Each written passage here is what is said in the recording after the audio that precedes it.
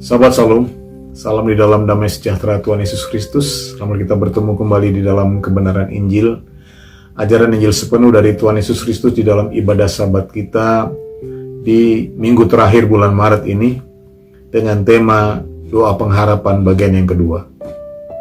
Saudaraku, sebelumnya kita telah membahas bagian yang pertama tentang definisi atau makna dari doa pengharapan, yaitu doa yang menanti-nanti dan merindukan kasih karunia Allah, yang tidak lain adalah keselamatan surgawi atau keselamatan yang kekal, satu keselamatan yang utuh di bumi seperti di surga.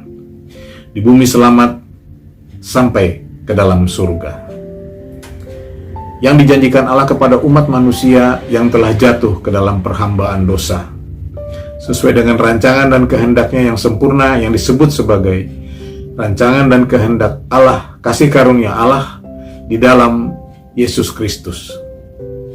Nah, saudara-saudaraku, kasih karunia itu sendiri adalah merupakan anugerah atau karunia. Dan kata karunia itu sendiri, saudara-saudaraku, berakar dalam bahasa Sunda. Karunia, yang artinya kasihan atau belas kasihan. Seperti contoh peristiwa di padang gurun, yaitu ketika Nabi Musa meminta kasih karunia dari Allah, dan Allah menjawab Nabi Musa dan berfirman di dalam kitab Keluaran, "Aku akan melewatkan segenap kegemilanganku dari depanmu dan menyerukan nama Tuhan di depanmu. Aku akan memberi kasih karunia kepada siapa yang kuberi kasih karunia dan mengasihani siapa yang kukasihani." Amin. Jadi kasih karunia itu adalah suatu anugerah yang diberikan bukan karena permintaan, bukan karena diminta. Itu sebabnya definisi dan makna daripada doa pengharapan adalah doa yang mengharapkan, doa yang merindukan dan menanti-nantikan kasih karunia Allah, bukan meminta, saudara-saudaraku. Namun di pihak lain, Tuhan Yesus memberi kesempatan kepada seluruh umatnya untuk meminta. Tuhan Yesus berfirman, "Mintalah, maka kepadamu akan diberikan." Maka di dalam doa pengharapan ini, untuk mendapatkan atau untuk memperoleh kasih karunia Allah yang dirindu-rindukan, apa yang harus kita minta? Inilah yang menjadikan pelajaran doa pengharapan menjadi pelajaran yang penting, yang tidak boleh dilewatkan, terutama di tahun pemuritan seperti sekarang ini. Saudaraku yang berbahagia, permintaan di dalam doa pengharapan seperti yang pernah kita bahas itu tertulis di dalam Mazmur 90 ayat 12. "Ajarlah kami menghitung hari-hari kami sedemikian hingga kami beroleh hati yang bijaksana." Amin. Permintaan seperti apa ini, saudara-saudaraku? Inilah permintaan untuk bisa diterima atau untuk dapat dilayakkan menjadi murid. Apa itu, saudara-saudaraku, menjadi murid? Yang mampu menghitung hari-hari sedemikian sehingga beroleh hati yang bijaksana. Nah, apa maksudnya menghitung hari-hari sedemikian? Dan apa maksudnya hati yang bijaksana? Inilah yang menjadi intisari firman Sabat kita di pagi hari ini. Dan untuk lebih jelasnya, marilah kita periksa kembali ayat-ayat doa pengharapan. Kita baca Mazmur 90 ayat 1 sampai 13. Doa Musa abdi Allah, "Tuhan, Engkaulah tempat perteduhan kami turun-temurun. Sebelum gunung-gunung dilahirkan dan bumi dan dunia, bahkan dari selama-lamanya sampai selama-lamanya, Engkaulah Allah. Engkau mengembalikan manusia kepada debu dan berkata, kembalilah, hai anak-anak manusia, sebab di matamu 1000 tahun sama seperti hari kemarin, apabila berlalu, atau seperti suatu giliran jaga di waktu malam. Engkau menghanyutkan manusia, mereka seperti mimpi, seperti rumput yang bertumbuh. Di waktu pagi berkembang dan bertumbuh, di waktu petang lisut dan layu. Sungguh kami habis lenyap karena murkamu dan karena kehangatan amarahmu, kami terkejut. Engkau menaruh kesalahan kami di hadapanmu dan dosa kami yang tersembunyi dalam cahaya wajahmu. Sungguh segala hari kami berlalu karena gemasmu, kami menghabiskan tahun-tahun kami seperti keluh. Masa hidup kami 70 tahun jika kami kuat, 80 tahun, dan kebanggaannya adalah kesukaran dan penderitaan, sebab berlalunya buru-buru dan kami melayang lenyap.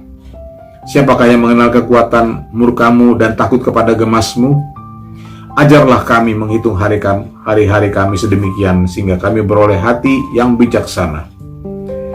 Kembalilah ya Tuhan, berapa lama lagi, dan sayangilah hamba-hambamu. Amin. Terpujilah nama Tuhan. Saudara-saudaraku, lebih dahulu mari kita fokus kepada kasih karunia Allah sebagai tujuan utama dari doa pengharapan ini. Bahwa kasih karunia Allah akan diperoleh bukan karena diminta, namun semata-mata hanya oleh perkenan Allah saja. Nah, bagaimana caranya agar kita dapat berkenan kepada Allah?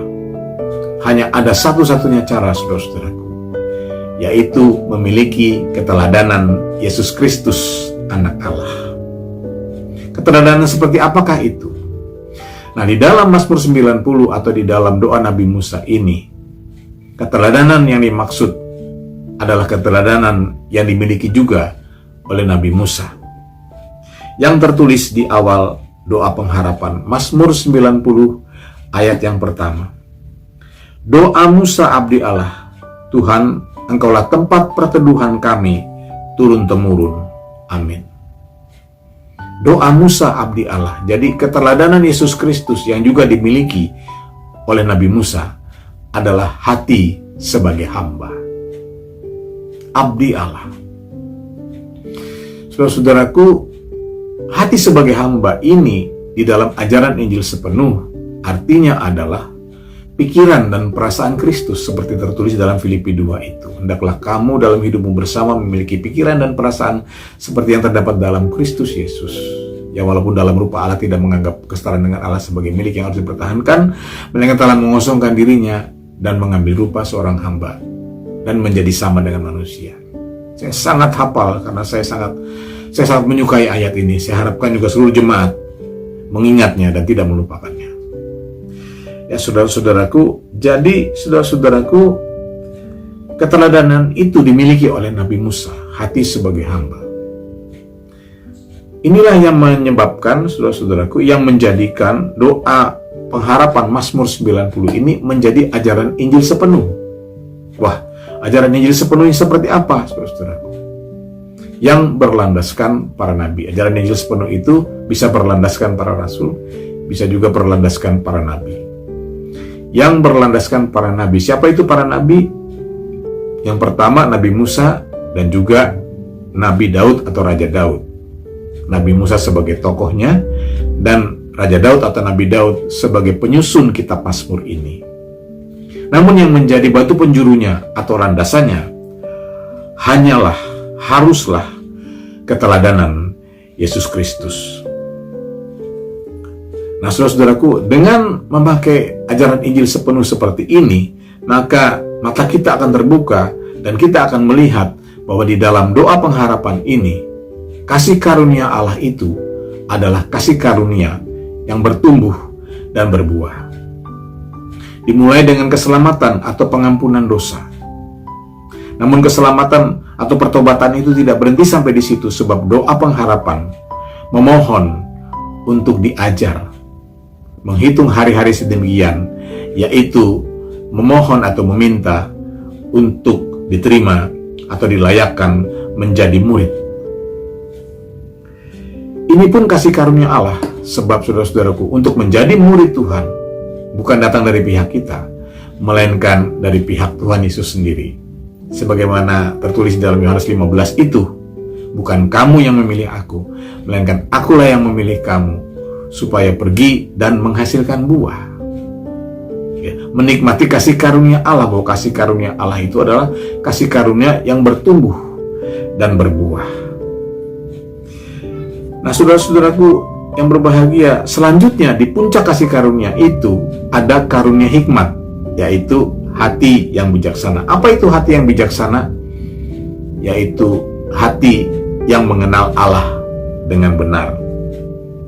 Sebagaimana tertulis di dalam pelajaran doa pengharapan ini di dalam ayat pertama, kalau tadi kita memperhatikan, di situ ada tertulis kata Allah Dan juga di situ tertulis kata Tuhan. Saya bacakan doa Musa, abdi Allah, Tuhan, Engkaulah tempat perteduhan kami turun-temurun.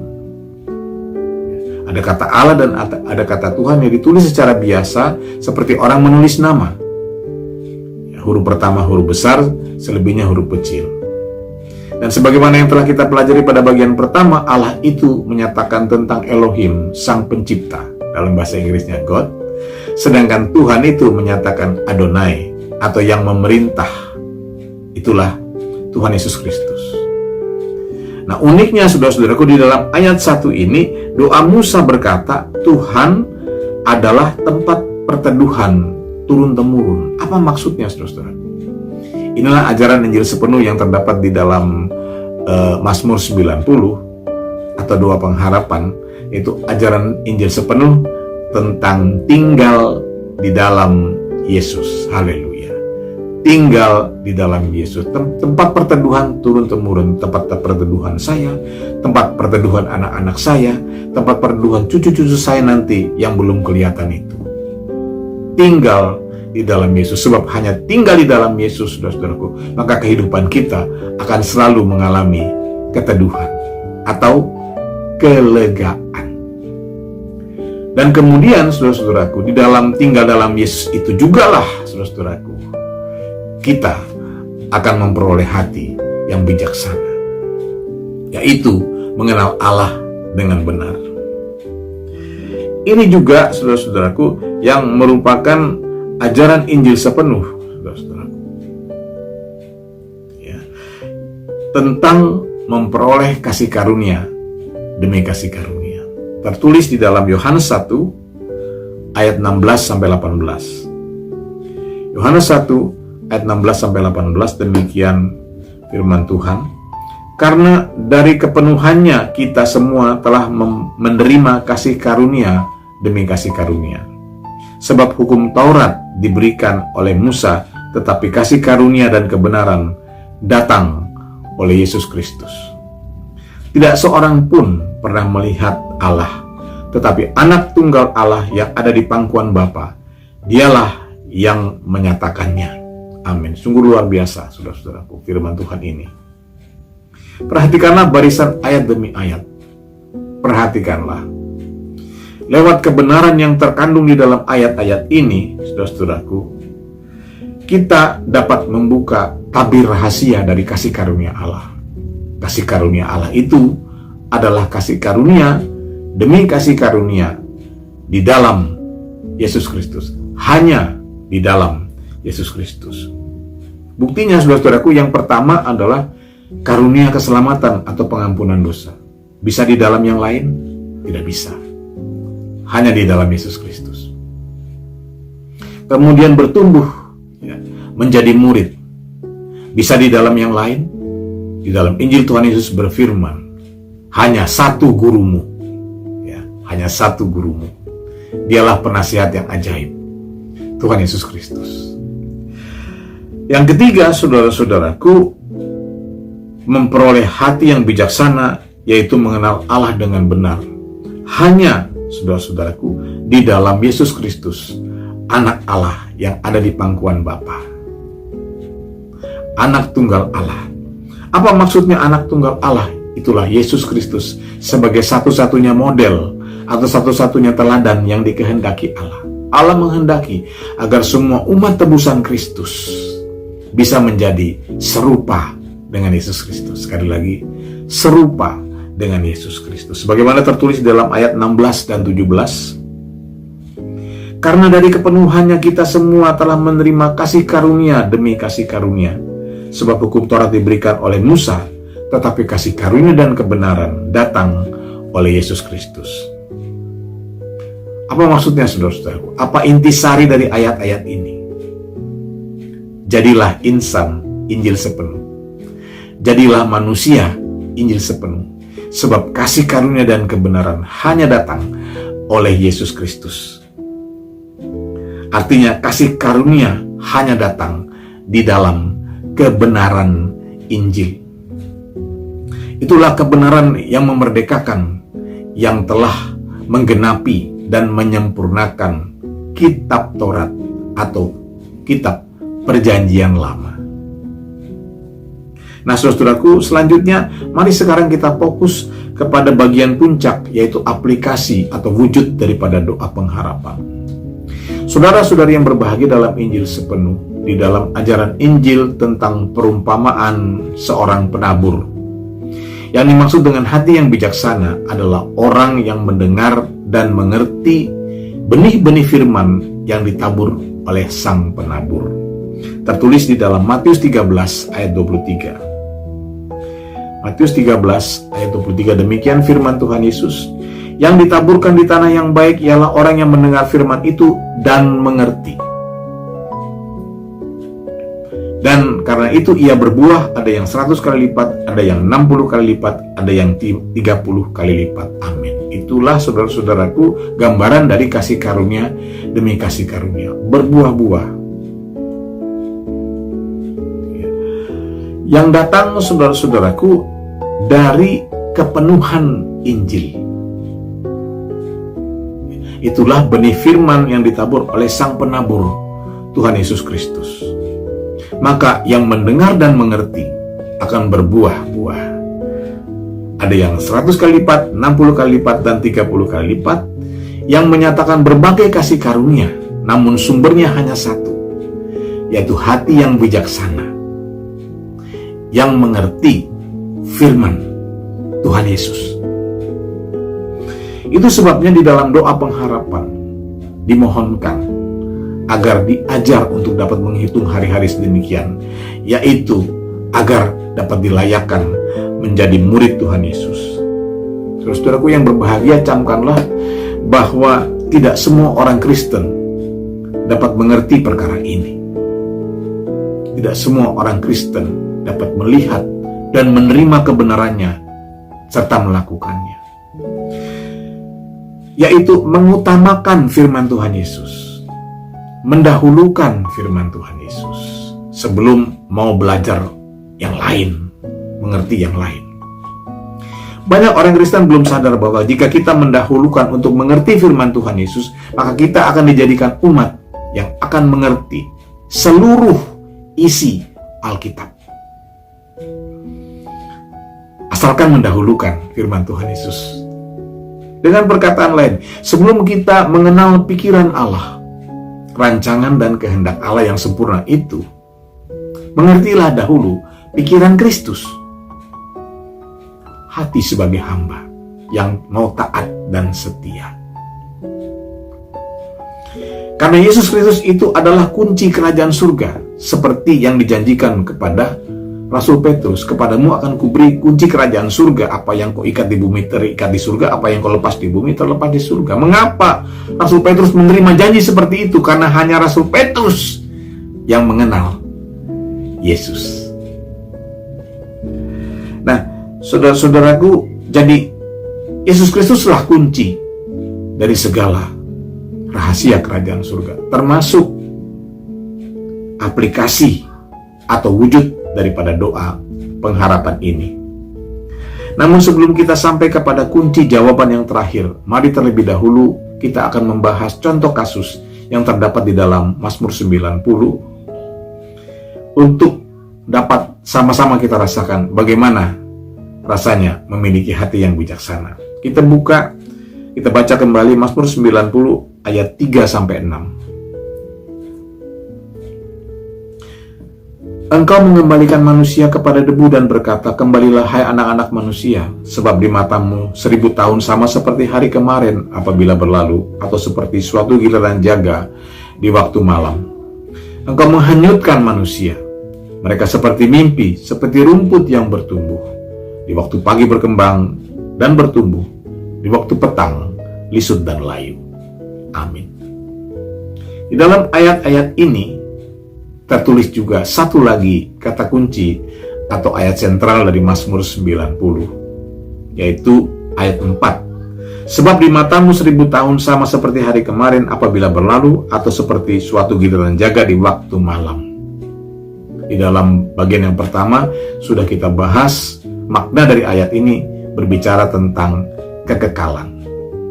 Ayat ini menjadi kata kunci karena sesuai dengan ajaran Injil sepenuh yang ditulis oleh Rasul Petrus. Tertulis di dalam 2 Petrus 3 ayat 8. Akan tetapi saudara-saudaraku yang kekasih, yang satu ini tidak boleh kamu lupakan, yaitu bahwa di hadapan Tuhan satu hari sama seperti 1000 tahun, dan 1000 tahun sama seperti satu hari. Amin. Sekali lagi mohon diperhatikan bahwa apa yang ditulis oleh Rasul Petrus ini adalah menggenapi atau melengkapi apa yang ditulis di dalam doa Nabi Musa. Yaitu, saudara-saudaraku, digenapi dengan kunci kerajaan surga. Apakah kunci kerajaan surga? Bahwa kekekalan itu berlaku di hadapan Tuhan. Bahwa di hadapan Tuhan satu hari sama dengan 1000 tahun, 1000 tahun sama dengan satu hari. Perhatikan juga bahwa kata Tuhan di situ, ya, tulisan Tuhan itu menunjuk kepada Yesus Kristus. Sehingga hanya di dalam Yesus Kristus saja, saudara-saudaraku, ada kunci kerajaan surga, kunci jawaban kekekalan. Contoh kasus, saudara-saudaraku, manusia berawal dari Taman Firdaus. Namun ketika manusia Adam dan Hawa jatuh ke dalam dosa, maka hilanglah kekekalan di dalam kehidupan umat manusia itu. Manusia yang tadinya berasal dari debu tidak dapat bertahan dalam kekekalan dan kembali kepada debu, sehingga di dalam kefanaannya, Mazmur 90 menulis, umur manusia itu atau hidup manusia itu adalah seperti rumput. Pagi tumbuh berkembang, petang lisut dan layu. Berarti umur manusia itu tidak sampai 24 jam, tidak sampai satu hari. Pagi bertumbuh, petang lisut layu, dan di waktu malam matilah ia. Ini berarti, saudara-saudaraku, umur manusia itu tidak sampai satu hari, yang artinya tidak sampai 1000 tahun. Dan ini terbukti, saudara-saudaraku, dalam kehidupan generasi pertama umat manusia, yaitu dari Adam sampai Nuh. Generasi pertama terdiri dari 10 angkatan atau 10 keturunan, yaitu Adam, Set, Enoh, Kenan, Mehalalel, Yared, Henoch, Metusalah, Lameh, dan Nuh.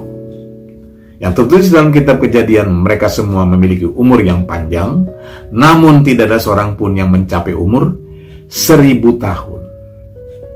Tepat seperti gambaran rumput yang pagi berkembang dan bertumbuh, di waktu petang lisut dan layu tadi. Nah, terkait dengan itu, saudara-saudaraku, para ahli dunia mengatakan bahwa umur bumi ini sudah mencapai jutaan tahun.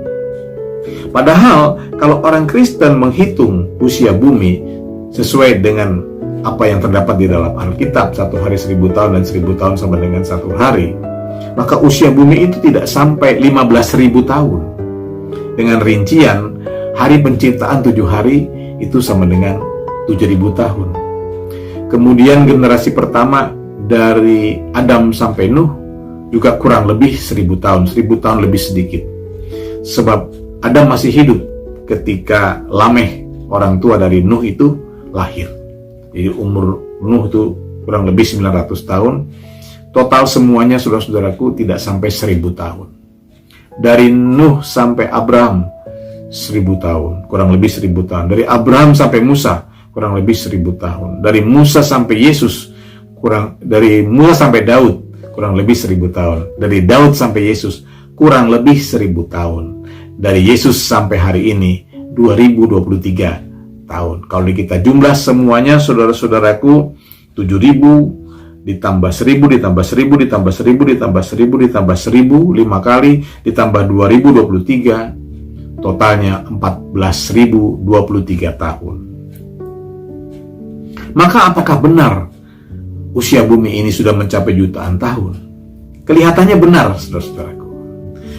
Terbukti dari peninggalan-peninggalan purbakala, ya, berupa batu-batuan atau bangunan atau kerangka-kerangka makhluk di zaman purbakala, termasuk binatang-binatang raksasa itu.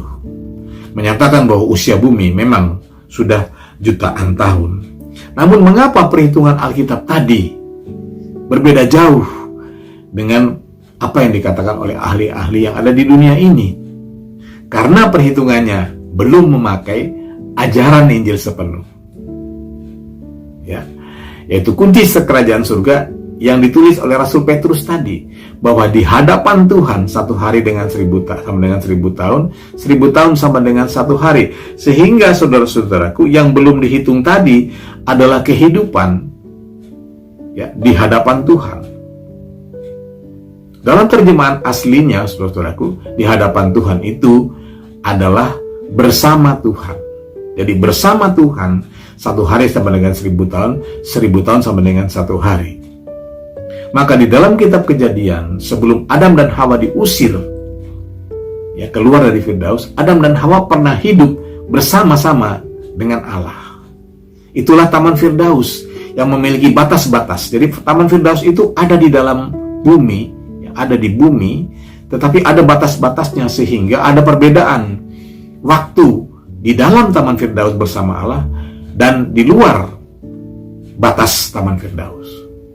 1 hari di Taman Firdaus itu sudah 1000 tahun di luar batas Taman Firdaus. Sampai akhirnya Taman Firdaus itu diangkat, ya, tidak ada lagi di bumi. Adam dan Hawa diusir dan menjalani waktu seperti kehidupan di bumi. Maka, saudara-saudaraku, berapa lama Adam dan Hawa hidup sebelum mereka diusir dari Taman Firdaus? Terdiri dari berapa lama Adam itu hidup sampai Hawa itu diciptakan. Kan pertama Adam dulu sendiri, kemudian Hawa diciptakan sebagai teman. Yang kedua, berapa lama Adam dan Hawa itu hidup ya, tinggal di Firdaus sebelum mereka diusir, sebelum mereka jatuh ke dalam dosa, di dalam pencobaan iblis. Sebab kita tahu bahwa iblis itu selalu menunggu waktu yang tepat, ditunggu dulu dengan sabar. Di waktu yang tepat barulah diserang oleh iblis. Tentu ada proses, saudara-saudara. Ya, Adam dan Hawa tentu tidak saja langsung diusir dari Taman Firdaus. Ada proses, ada waktu. Katakan sajalah 10 tahun. 5 tahun Adam sendiri, kemudian 5 tahun Adam bersama Hawa, lalu jatuh dalam dosa dan diusir. Jumlahnya 10 tahun. Nah, 10 tahun Adam dan Hawa itu saja di dalam Taman Firdaus. Itu artinya jutaan tahun di bumi, di luar Taman Firdaus. Yaitu 10 dikali 365 hari dikali 1000. Itu adalah 3.650 tahun. Itu kalau Adam dan Hawa hanya 10 tahun saja di Taman Firdaus. Apa kesimpulan kita, saudara-saudaraku, bahwa kebenaran itu hanya ada di dalam Tuhan Yesus Kristus, di dalam Injil sepenuh. Itulah dasar atau awal dari hati yang bijaksana. Kita baca ayat yang terakhir, Matius 24 ayat 45 sampai 51. Demikian firman Tuhan Yesus. Siapakah hamba yang setia dan bijaksana yang diangkat oleh tuannya atas orang-orangnya untuk memberikan mereka makanan pada waktunya? Berbahagialah hamba yang didapati tuannya melakukan tugasnya itu ketika tuannya itu datang. Aku berkata kepadamu, sesungguhnya tuannya itu akan mengangkat dia menjadi pengawas segala miliknya. Akan tetapi apabila hamba itu jahat dan berkata di dalam hatinya, Tuanku tidak datang-datang, lalu ia mulai memukul hamba-hamba lain dan makan minum bersama-sama pemabuk-pemabuk, maka Tuhan hamba itu akan datang pada hari yang tidak disangkakannya dan pada saat yang tidak diketahuinya, dan akan membunuh dia dan membuat dia senasib dengan orang-orang munafik. Di sanalah akan terdapat ratapan dan kertakan gigi. Amin. Inilah, saudara-saudaraku, firman Tuhan Yesus atau ajaran Tuhan Yesus tentang aplikasi wujud daripada doa pengharapan, yaitu hamba yang berjaga-jaga sambil berdoa. Berjaga-jaga sambil berdoa, seperti firman tengah minggu kemarin, ya. Puji Tuhan, saudara-saudaraku, sudah lebih dulu. Itulah yang harus dikerjakan oleh seorang murid. Menghitung hari sedemikian. Menghitung hari itu berjaga-jaga. Ya, menghitung hari itu adalah pekerjaan menunggu, menanti, tetapi menanti yang sudah pasti. Contohnya, saudaraku, menanti gajian. Sudah tanggal tua, menanti gajian. Pasti gajian. Ya, menghitung hari. Menunggu atau menanti naik pangkat. Menunggu naik gaji. Atau seperti kami di Kupang, menunggu pengumuman pemerintah. Begitu ya, saudaraku. Pasti, saudaraku. Tetapi harus menanti. Ya, menghitung hari. Namun di dalam firman Tuhan Yesus ini yang harus kita perhatikan adalah, saudaraku, bahwa berjaga-jaga itu atau menghitung hari itu tidak diam atau tidak pasif, ya. Apalagi ngaco, saudaraku, yaitu menimbulkan keonaran, menimbulkan perselisihan, menimbulkan perpecahan dan kehancuran jemaat. Bukan seperti itu. Melainkan bekerja seperti tertulis di dalam ayat 45 sampai 47, ayat terakhir, saudaraku. Siapakah hamba yang setia dan bijaksana yang diangkat oleh tuannya atas orang-orangnya untuk memberikan mereka makanan pada waktunya? Berbahagialah hamba yang didapati tuannya melakukan tugasnya itu ketika tuannya itu datang. Aku berkata kepadamu, sesungguhnya tuannya itu akan mengangkat dia menjadi pengawas segala miliknya. Amin.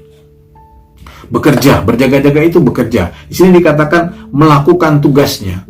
Apa itu melakukan tugas, saudaraku? Tinggal di dalam Yesus. Tinggal di dalam firman Tuhan Yesus. Bertekun di dalam Injil sepenuh dan menjadi pelayan Injil sepenuh.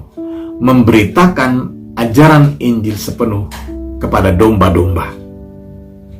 Setia memberitakan ajaran Injil sepenuh. Kalau saya boleh bersaksi, saya sudah lebih dari 20 tahun memberitakan ajaran Injil sepenuh. Apa hasilnya, saudara-saudaraku? Oh, saudara-saudaraku, banyak penolakan, saudaraku. Banyak cemooh, saudara-saudaraku. Ya, ajaran Injil sepenuh itu banyak tantangannya. Tapi saya tidak putus asa, saudaraku. Saya tidak kecewa dan tidak putus asa. Mengapa, saudaraku? Sangat besar upahnya. Pertama, saudara-saudaraku, ajarlah kami menghitung hari-hari kami sedemikian sehingga kami beroleh hati yang bijaksana. Tuhan Yesus akan menyatakan, berbahagialah engkau, hamba yang setia dan bijaksana. Tuhan Yesus sendiri akan menyatakan lewat firman-Nya. Dan yang kedua, saudara-saudaraku, apabila Ia datang, Ia akan menjadikan orang-orang hamba-hamba yang setia dan bijaksana itu menjadi pengawas segala miliknya. Apa itu pengawas segala miliknya? Ya, semua ini milik Tuhan Yesus. Ya, dalam bahasa kerennya itu stakeholder.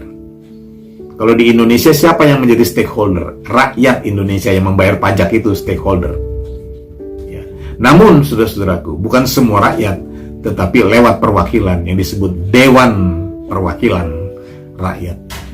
Maka kalau kita diangkat menjadi pengawas segala miliknya, kita diangkat menjadi dewan kerajaan surga, ikut memerintah bersama-sama dengan Tuhan Yesus Kristus. Akhirnya, saudara-saudaraku, jadilah hamba yang setia dan bijaksana. Tinggallah di dalam Tuhan Yesus Kristus. Berjaga-jaga sambil berdoa. Berjaga-jaga itu di dalam firman, yaitu di dalam firman Tuhan Yesus. Jadi ada dua ya, saudara-saudaraku. Berjaga-jaga itu tidak sama dengan berdoa. Berjaga-jaga dan berdoa, dan berjaga-jaganya itu adalah bertekun di dalam firman Tuhan Yesus sambil berdoa. Meminta, ajar kami Tuhan menghitung hari-hari kami sedemikian sehingga kami beroleh hati yang bijaksana.